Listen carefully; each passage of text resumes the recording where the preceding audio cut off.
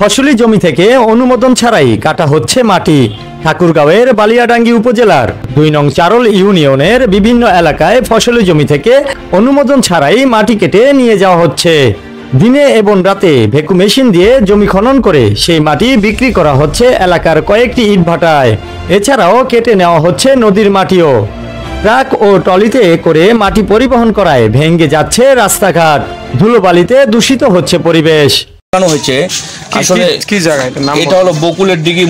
মঙ্গলবার ২৪ ডিসেম্বর দুপুরে বালিয়াডাঙ্গির উপজেলার ২ নং চারল ইউনিয়নের বকুলদিঘি সড়কের দক্ষিণ পশ্চিম পাশে ইয়াফি ব্রিক্সে গিয়ে মাটি কাটার চিত্র সংবাদের পাতার ক্যামেরাবন্দী হয়।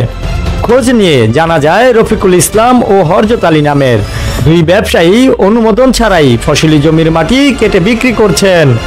এ বিষয়ে সংবাদের পাতার প্রতিবেদক অভিযুক্ত রফিকুল ইসলামের নিকট জানতে চাইলে তিনি বলেন, সেটা আমরা দেখব, আপনার কি করার আছে করেন। পরিদর্শনে জানা যায় একই উপজেলার ১ নং পারিয়া, ২ নং চারল ও ৩ নং ঘনটলা ইউনিয়নের বিভিন্ন মাঠঘাট থেকে মাটি ব্যবসায়ীরা মাটি কেটে বিক্রি করছেন।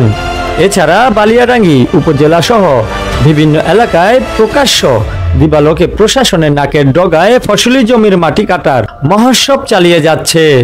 এসব এলাকার স্থানীয় বাসিন্দারা জানান, ফসলি জমির মালিকরা স্থানীয় মাটি ব্যবসায়ীদের সঙ্গে চুক্তি করে মাটি বিক্রি করছেন। মাটি বহনকারী বিভিন্ন যানবাহনের দাপটে রাস্তাগুলোর ক্ষতি হচ্ছে।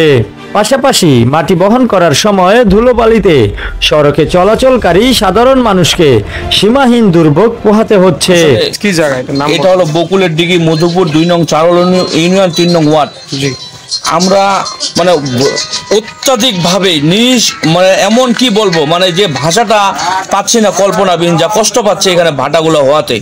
এগুলো আমরা চাচ্ছিলাম যে আপনাদের মাধ্যমে প্রশাসনের কাছে যা এই ভাটাগুলো বন্ধ করা হোক, নাহলে আমরা সাধারণ জনগণ কোনো কিন্তু বিচার পাচ্ছি না, আমরা কোনো কিছু কথা বলতে পারতেছি না। গাড়িগুলোর ড্রাইভিং লাইন যেগুলো গাড়িগুলো চালায় খোঁজ নিয়ে জানা গেছে বিক্রেতারা প্রতি মাহেন্দ্র ট্রাক্টর মাটি বিক্রি করছেন ৭০০ থেকে ৯০০ টাকা দরে।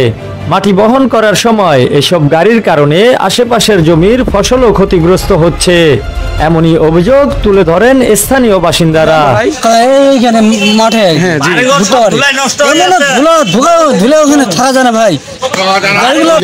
ইয়াপি ভাটা এবং কেয়া ভাটা,